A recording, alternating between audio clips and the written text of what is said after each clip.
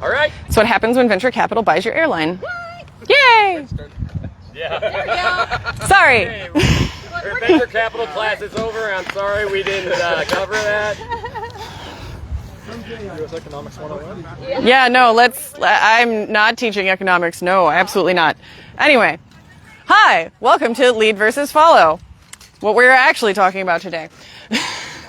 So, I put together this class based on my own experiences as an unbelt trying to learn all these things, because this is based on a problem you may not even know you have.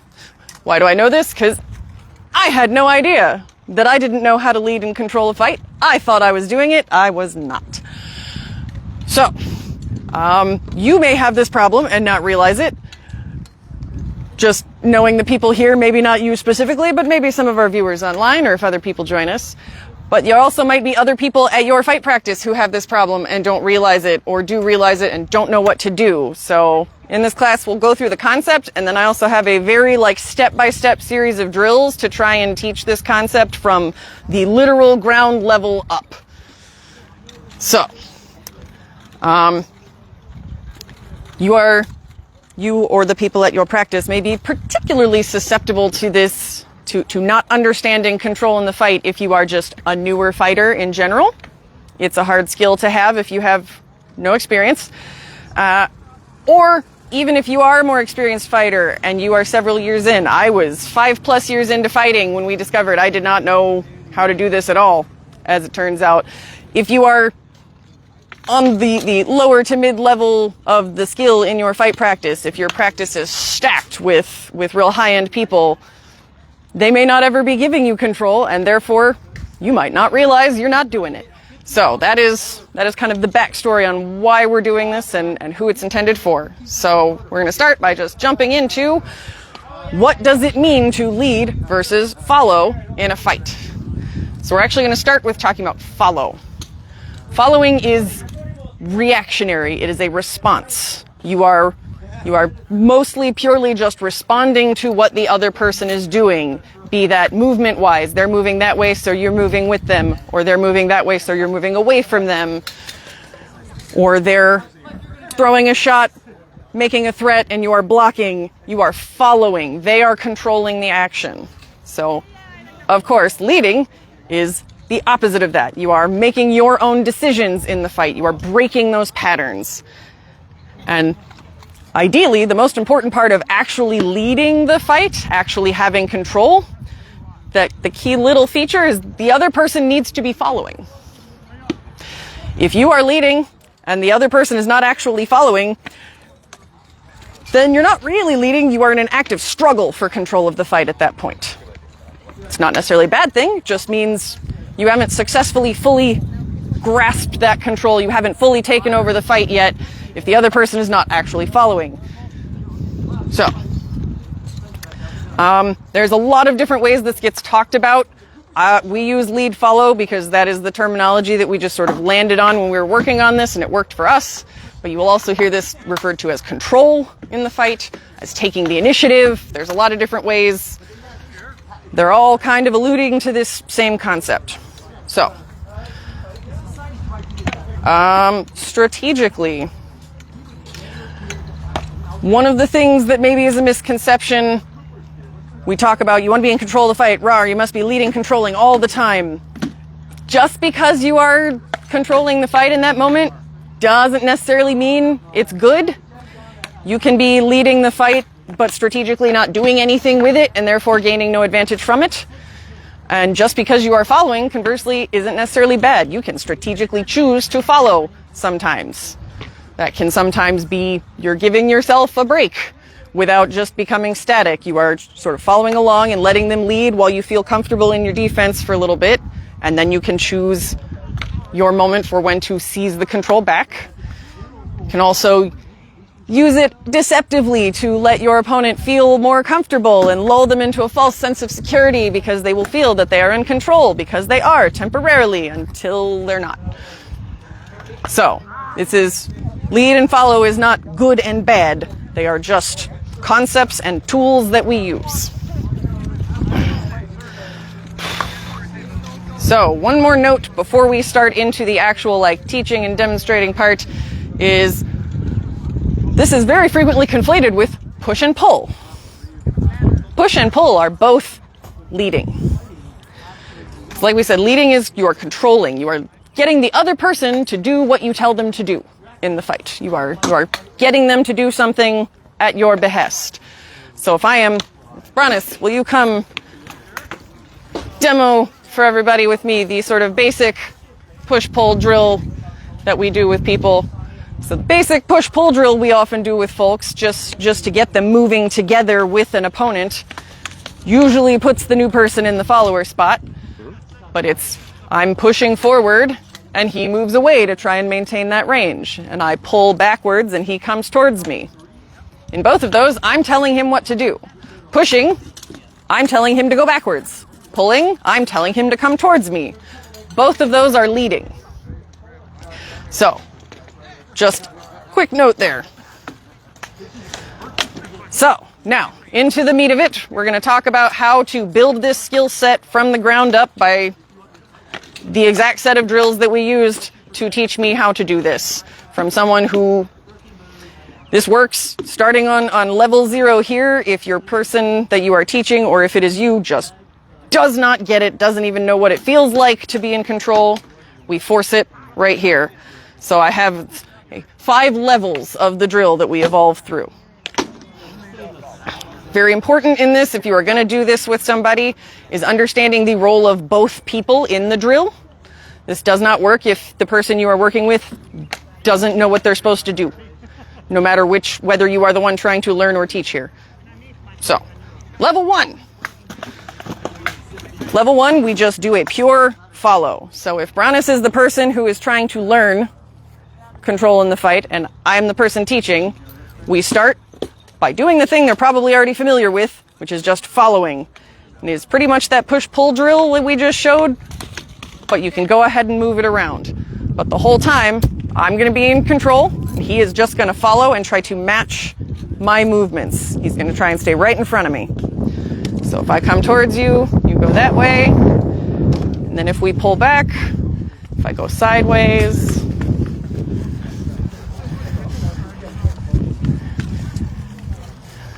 and so you can do this slow and easy like that. This can double as just working on movement and footwork by speeding it up, making it a little harder to follow along. If we go along and I do more rapid direction changes,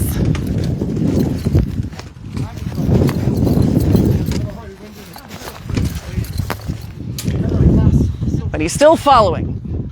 So once your learner is doing that, they have a good grip now, right in this moment of teaching, of what that feels like to be following along. Your job as the teacher is to understand your student and know how difficult to make that part. Bronis, I can run around as fast and rapid and crazy direction change as I want. We're fine. New person, if they're struggling to keep up, don't make that part harder. Don't pile on extra things. They got a lot to think about already in this. And one big piece, if you may have to help them with, is like I made 3 mistakes in that follow where I fell out too far while you went back. Don't get caught up. Don't let them get caught up in I failed. Yep. This is part of it. Yeah. The victory criteria on this particular drill is not to be perfect and never miss a step. It's just to get back on as quick as you can and keep moving. So level 2. Hopefully a very intuitive thing. We swap roles. So our learning person here, who we're going to pretend has never successfully done this in a fight before, For my belt. we're going to provide them a nice controlled environment that guarantees they get to take the lead. And you can feel inherently, it sounds woo-woo, but like you can feel the difference between that. So now, my learning person here, I'm going to instruct them. If you're taking this home to a student, you got to tell them, hey, now you, freeform, move however you want. My job is to stay with you.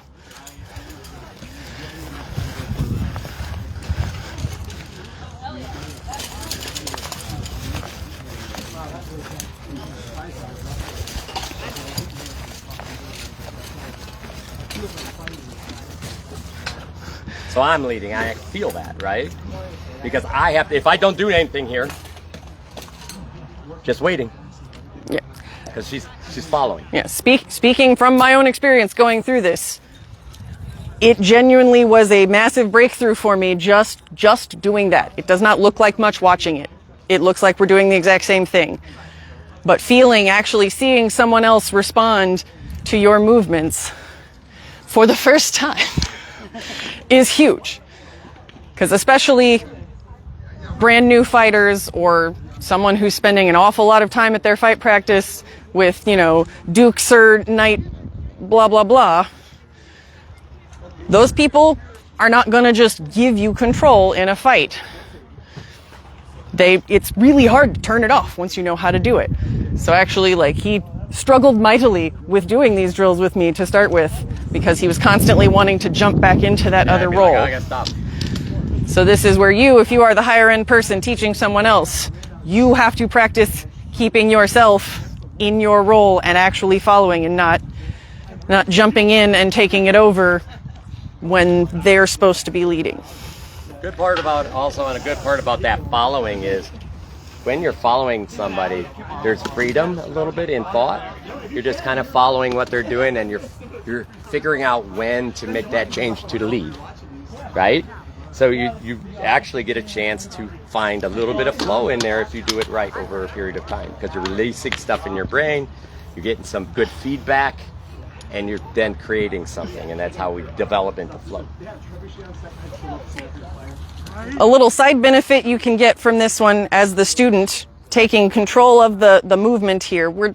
This drill series focuses primarily on movement because that is the easy way to do it. We'll introduce some other elements in the later levels of it. But one of these sort of side benefits here is if you are for the first time ever in control of the movement where the fight is going, you actually start developing a little more of that field awareness that you've never had to before because your opponent kept you from running you off the side of the list or into a tree. Now suddenly you're paying attention and going, oh, if I keep going, they're going to walk into a thing. Let me go this way. So it's not the primary goal, but it is a handy side benefit. So the next 3 levels of this drill are designed to start teaching you the part that is actually the fight, and that is fighting with each other for control. Because it is one thing to lead. It's very easy to lead when the other person has agreed to just follow you around. It is much harder to take that by force. So we've broken it down into a couple of steps to help ease into that. So, level 3, the first thing that we do is we just purposely swap roles at a designated time. And I accidentally turned off my notes. Yes. We do it via boxing app on a phone. Yeah, there are a number of ways you can do this. So we'll start, how about we demo it by We'll demo it and then we can call I am the person teaching. He continues to be the student role here. So we're going to start with me leading and him following. And at a certain point, I'm just going to call out switch. And at that point, we both purposefully switch roles. He starts leading the motion. I start following. We're not fighting over it. So.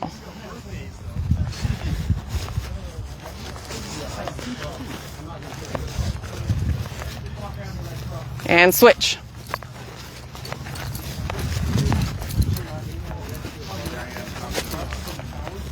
Okay. So you can do that just once to let them feel that switch in real time. You can do it multiple times and switch back and forth. You can also, like we said, another way we did it was we got the little boxing apps where they're doing the 3-minute rounds. But we turned it down to a lower number, and so that way we didn't have to pay attention or think about when to swap. It would just make a ding noise, and then we swap.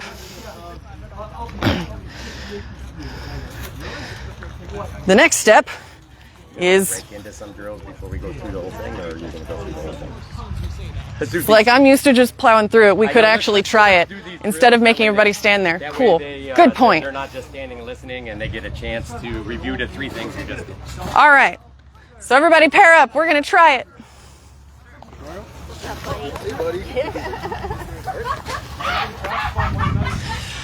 This is the improvement I need to make to my class. Oh, yeah. All right. Demo in the middle, Bang, not bang, just bang. at the You end. guys are good. All right. Watch and So we're going to designate the people that are facing me right now on that side. You are all going to be in the lead role to start with. I get the lead. And the three with your backs to me are going to be in the follow role. We're going to, real briefly, this is drill level 1. So you're going to lead. The other person's going to follow. You're just going to do that until I say stop. Ready, go.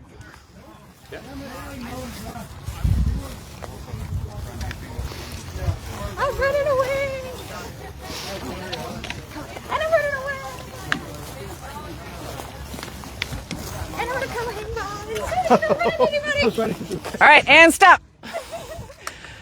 Now, from where you are, keep going, but you're going to swap roles and see. Tell me if you can feel that difference in what it feels like to be leading versus following, all on purpose. So, swap roles and go.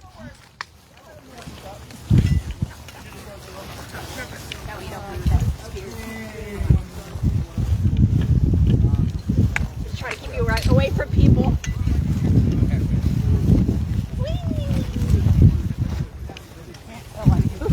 All right, and stop.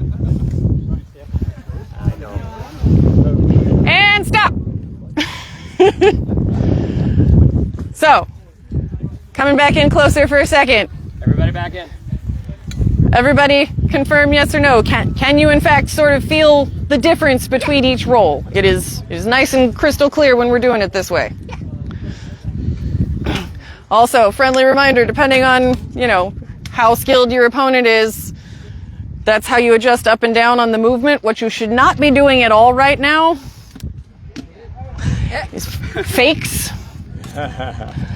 Don't purposely try to mislead them in the wrong direction. That's not what we're working on at this stage. We are assuming a much lower skill level at this phase of the drill. That kind of thing does come in the phases we haven't gotten to yet.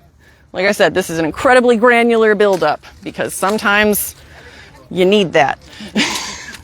So next, we're gonna do one more. We're gonna go through that level 3.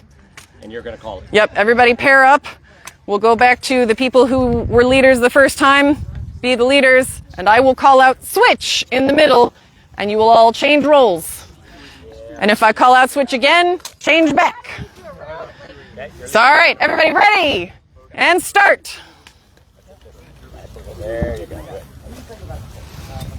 Yeah, and think about this. Shifting your body. Thinking about down. And switch.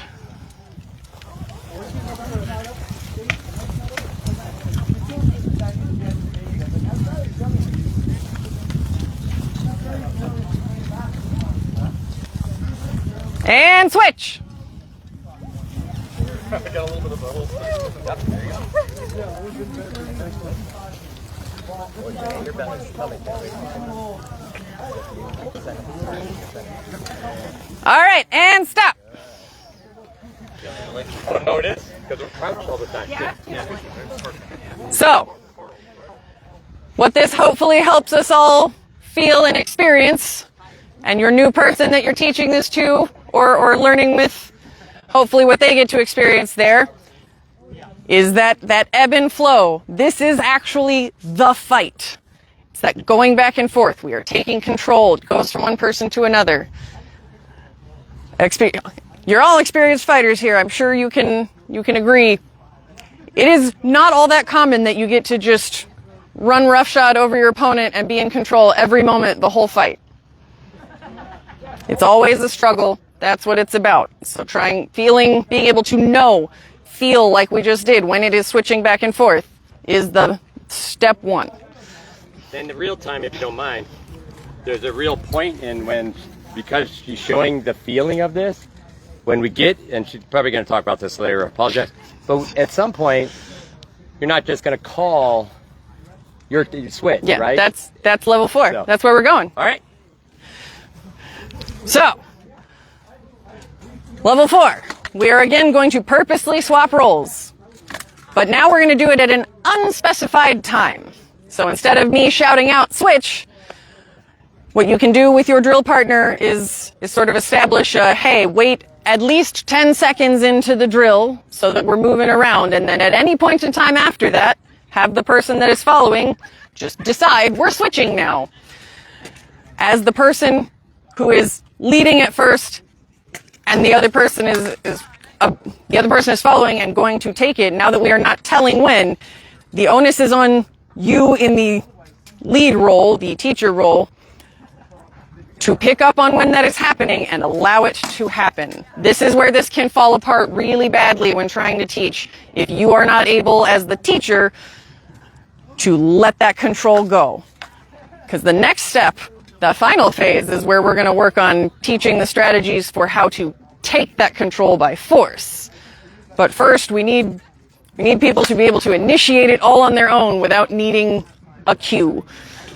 So the step here, this is probably the hardest one for the teaching end, is you have to pick up on when their body language changes, when they are trying to take the lead now, even if they're not doing it very well, because they might not be. That's why we're working on it. And you have to, at that point, cede control. Just give it to them. Are we switching it back and forth, or is it just switching one time? For this, it is better to just do it the one way. Okay. So start the drill, let the follower do the swap, and then pause and reset. And you can, if both people want to work it, you can do the pause, reset, do it with the reversed roles. Or if you are fine and you're really just trying to work on this with the student, you can just let them do it several times, taking it from you. Again, there's a recognition, and what this is doing is developing that recognition of time of when somebody may be thinking and giving you an opportunity to lead. So I could be working, and then I'm like, and now all of a sudden there's an opportunity to take, now she's like opportunity to take that lead. So look for those opportunities. And then as the other person, if you want to give a little bit of an opportunity and see if they recognize it, and then make that switch.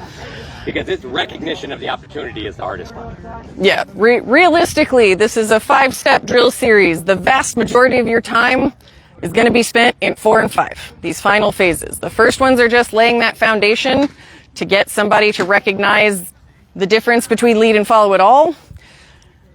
This phase of learning how to do the initiative and then how to forcefully take that initiative, that's where all the work is. So like you said, part of this is getting lots of opportunities to just see those opportunities. See what it feels like when they slow down and you're like, oh, I could step over here. Something like that. Starting to just try stuff. This is your safe opportunity to just try things and see what happens without getting bonked for it. So let's all try drill level number 4. We got one guy lost his drill partner though. Yeah, he's coming. He's coming back. Okay. So decide who's gonna be lead and who's gonna be follow to start with. And then we're gonna do this, everybody, if you are the follower, follow for at least 10 seconds, and then anytime after that, just take it. People who are leading, give them the control when they try to take it. So, ready, go.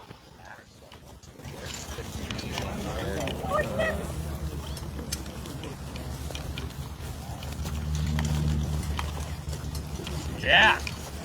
Yeah. There we go. All right, and stop. I'm pretty sure I saw everybody make a swap, unless I missed who was first over there. But did y'all make the swap? Not yet, but it's okay. Okay. Who's leading and who's following to start? He was out, so. Okay. We're gonna do it again. It's fine. It was like I was trying to watch and make sure everybody had switched it, and I misinterpreted who had started over there, so I thought it happened. Can we switch sides or you save sides? Side doesn't matter. Just raise your hand if you're going to lead first. Let's do that. And that way I know. All right. So, ready, go. Anytime after the first 10 seconds.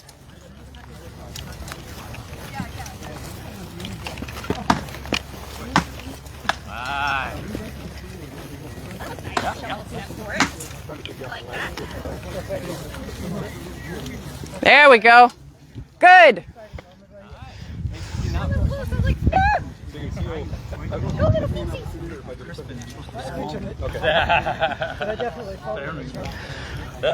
So everybody got an opportunity to do that swap, to be the one that takes Yeah, I totally failed. takes the control. That was horrible. All right, let's bring it in, guys. So depending on the skill level of the learner here, this might be a pretty quick phase of the exercise. It might take a little longer. I struggled here, which is how phase 5 developed in the first place. Because, well, actually, I struggled with phase 5, which is why phase 4 got inserted. Let's put it that way.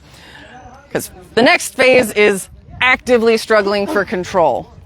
So at this point, the way the drill works is you start with a leader and a follower, and the follower needs to take control at an unspecified time.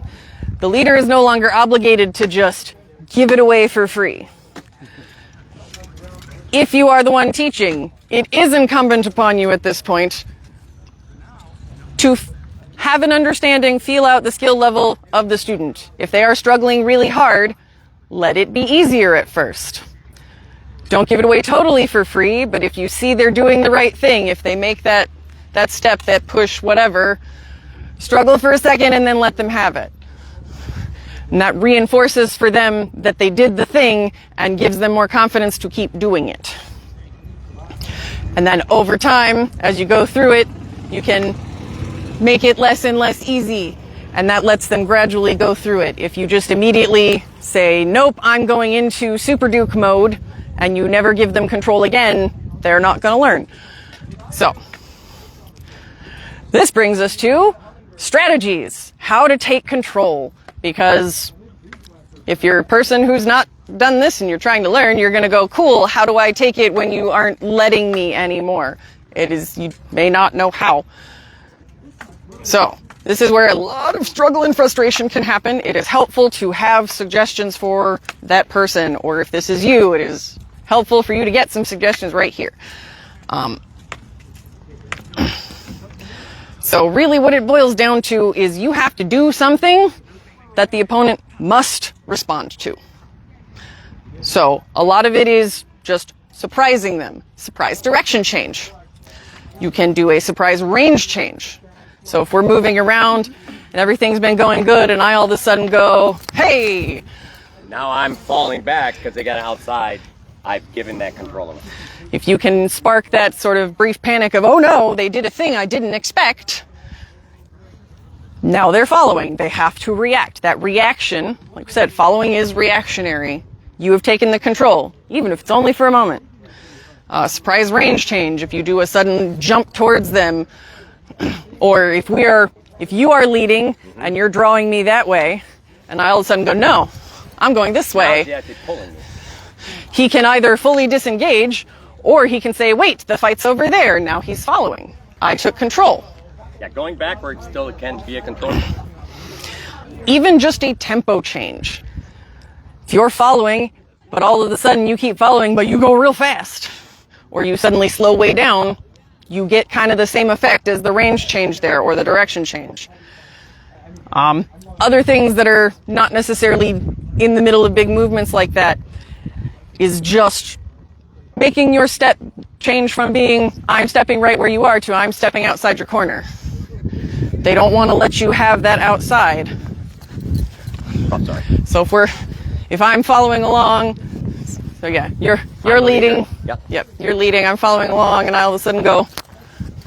Yeah, see how He suddenly reacts. This outside step reaction is actually the weak point and her opportunity to take lead. This is the appropriate time to start inserting fakes, tension, things like that. We can be moving around, and without changing anything in my feet, if I just go, he suddenly goes, I got a block. And I took a step back. Yeah, and he's probably going to move. So these are all things, strategies that you can try when you are the learning person, or that you can give to your student that is trying to learn this, so that if they're going, I don't know what to do, how do I take control? Here's things to try. And this is where, again, the more they are struggling, let it be easier. If you see them try to take that outside step, even if it wasn't real good, go ahead and react on purpose and be like, yep, there it was. That positive reinforcement loop. drills into their brain, I did this thing, they reacted, yes, let me try that again, let me try that again. And it's actually good for If the it person. never works, they're not going to do it. It's good for the person that was the leader. Okay. Okay?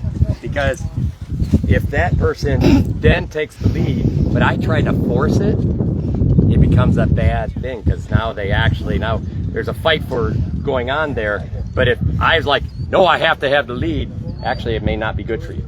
In fact, if she takes that lead finally, then I might ditch. And I might just follow a little bit until I can find, now I'm the leader, right? That space where you're following isn't a weakness. Right.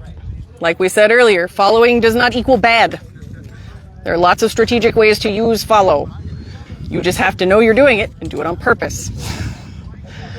So, like I said, the vast majority of your time is going to be spent here in this final phase, working with whatever student it is, or you as the student, to try things and slowly build up. And again, at the number of white belts here, I'm assuming there will be a lot of people maybe teaching this later. Very important to understand your student and slowly give them that harder and harder time to let them build into it. Got a question behind Can I you. ask questions, or do you want me to wait? Nope. Go for it. Okay. So, a lot of times we have scenarios where if you're staying with it and you're leading and they back up, you follow. And if you decide to take control, you close fully in. So then once you're this close, now how does that work with this scenario? Because there's not as much movement to kind of gain back control, right? Or between each other. It's like, for the I'm talking purpose, right in the mic, that's sorry. okay, I did that on purpose Okay. so people could hear the question. If we're doing the drill and we end up real close, Yes. then at whatever phase we are, whoever is technically following at that point, their job is to get back to proper range and keep following until they decide to steal it again. Got it. If you are in, Drill purposes. yeah, the sort of final phases of level 5 here. Level 5, we're starting with making them take it by force, but making it kind of easy as we get, as the student side of the equation gets better and better at that. Now you can fight back with them, or we could technically call that, the final level, graduation. You're just doing the fight now. So they're taking control from you, and then you can take it right back, and you practice just stealing it back and forth from each other. So if you're at that level, then okay, someone took control and now we're real close. You're both trying to take control again, and you can do that however you want. You can do that by stepping around and threatening something. You can choose to follow for a minute by stepping back out and making range and then do something else. Okay. It's like if because all the demonstrations we were doing, we were staying at a measured pace, same Yep. pace. and that is, Show her real quick. yeah, that is kind of your Get baseline. engaged here. Yeah. So watch, ready? Yeah. I'm gonna take control. You keep control right now. Yeah, there you go. Right, yeah, totally. I can't get away. Hey! Yeah. Now I'm gonna come back. Okay. Right? So that's how we change. Yep. So that, I just need to freeze you.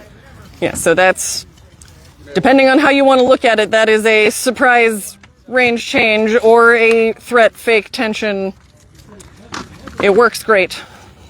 You may have lost the camera on your demonstration because it was pointing at side. Oh, Ah. So I don't know if it was on. Well, Guillaume, come here. So this is what we just talked about was core to core. We're right Yeah, here. if you're real close, if you're not at that perfect range. Let go of me. Touch me. There you go. See, even if I push, right, he's not gonna let it go. Here's one way. See, now he went away, right? Because I added tension to him while falling out. Another way. Here we are. He's pushing. Hey! Oh, what happened? I just pushed back a little. Right? I fall, and then I can look at, can I take control? Okay? So we're gonna try that last part together, but I want to give one final caveat before we do that I've kind of been touching on the whole time, but I want to be very clear about it. Especially in these later phases, this drill series really works better if one of the partners has a really good understanding and can already do the thing.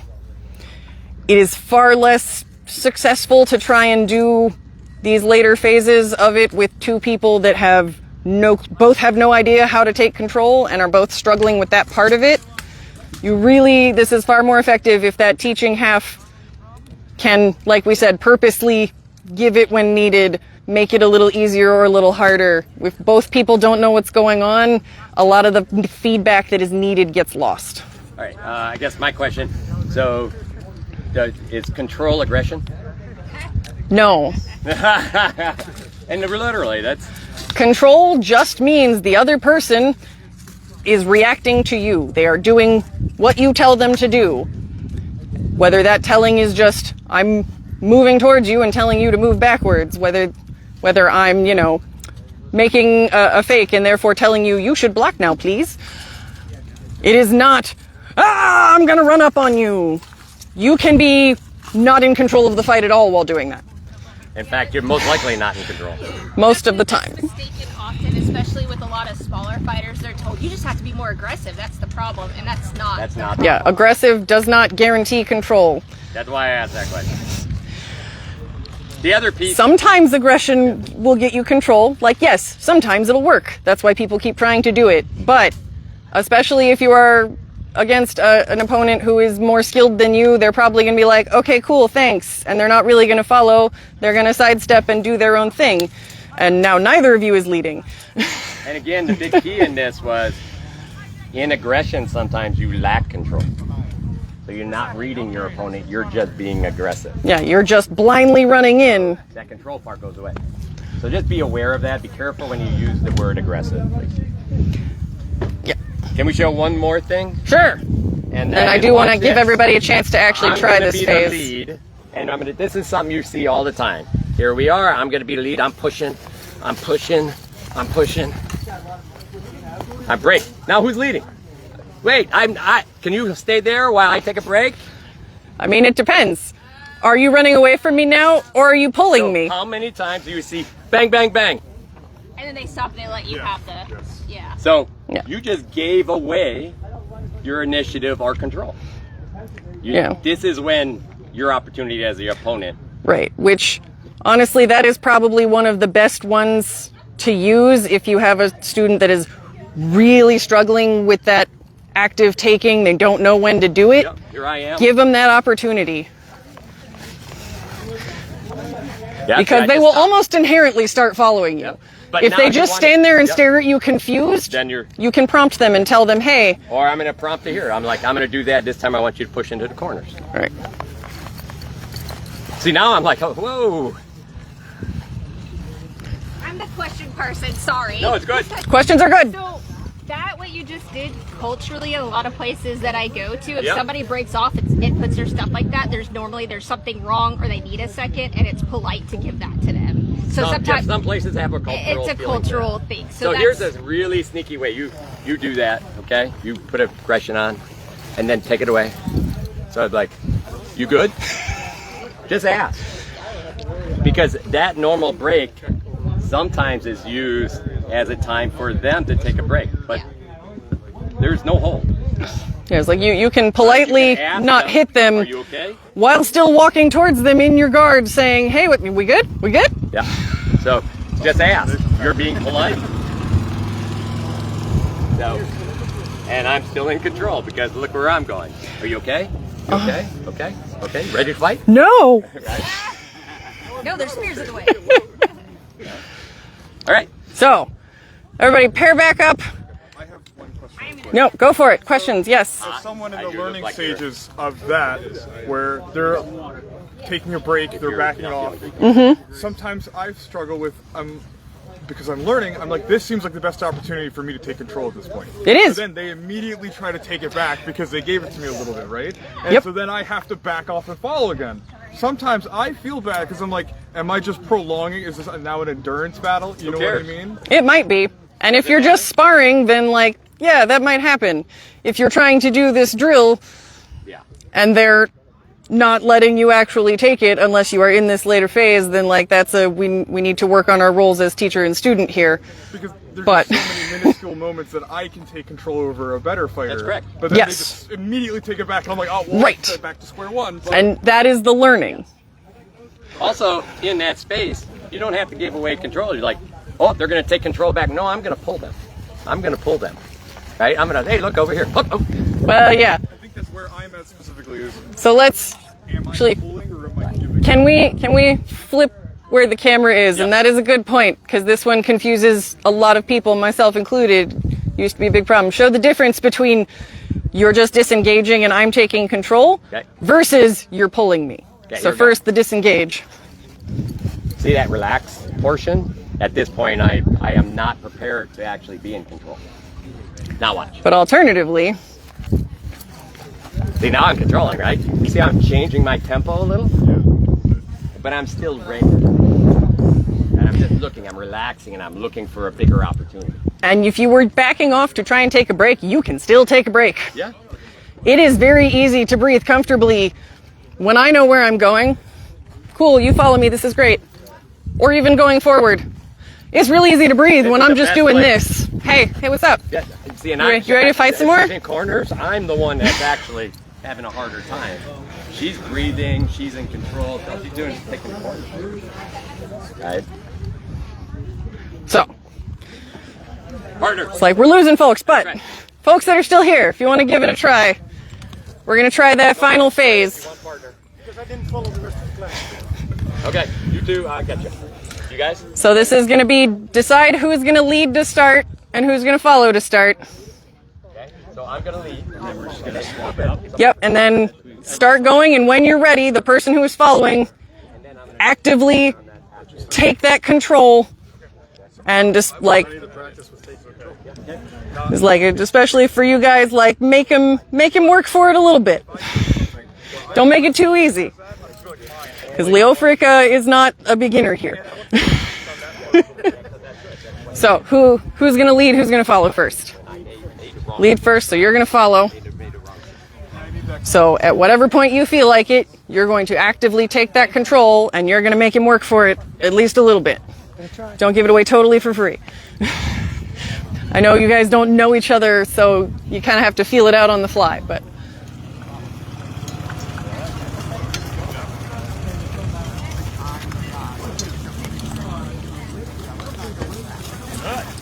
there you go.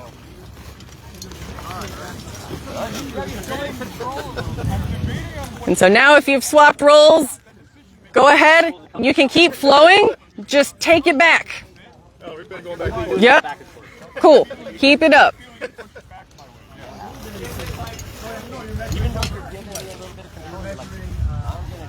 So now's your opportunity. If you push him, there you go.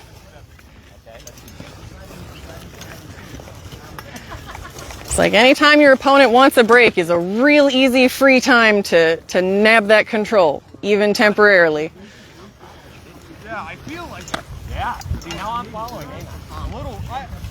I'm still 50-50 on that. Have you done the maintaining the distance and trying to break the distance part? Okay. Yeah, all of the earlier phases were very much like hold the distance, and then when we hit the how do I take control part, changing range was one of the ways. Have you done like doing the drills, the 60-minute, 60-second, 1 minute, 2 minute? Not specifically an endurance format like that. We're kind of doing unspecified times, but that type of drill is what we're working right now.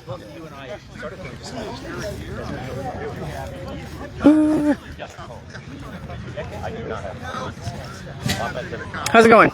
Good. We swapped many times. Okay. It's like I saw a couple of them. So this was all of the material I had planned for the class, so feel free to keep playing with it or ask more questions. I think I'm going to get my water. Yeah, if you're hot and ready to get out of the sun, go for it. To push this a little bit, what you can do is one of you lead for 60 seconds and then take a break, and the other one switches and they lead for 60 seconds and then take a break. And then you can go like one leads for 30 and then you switch mid Yeah. and do that and do So repetitive that sets of those. the swapping at designated time, there's many ways to structure that, and he's sharing a couple. Yeah, and last you can kind of like, all right, so this last one we're gonna fight for it, and see, and I have sometimes like it's actively 3 people giving. that I have in mind for this, so Yeah. Okay. Cool. yeah. All the tips are useful. Okay. The grass is hard. And one and two is really what I was trying to jump past that. 1 and 2 is really where I need to start.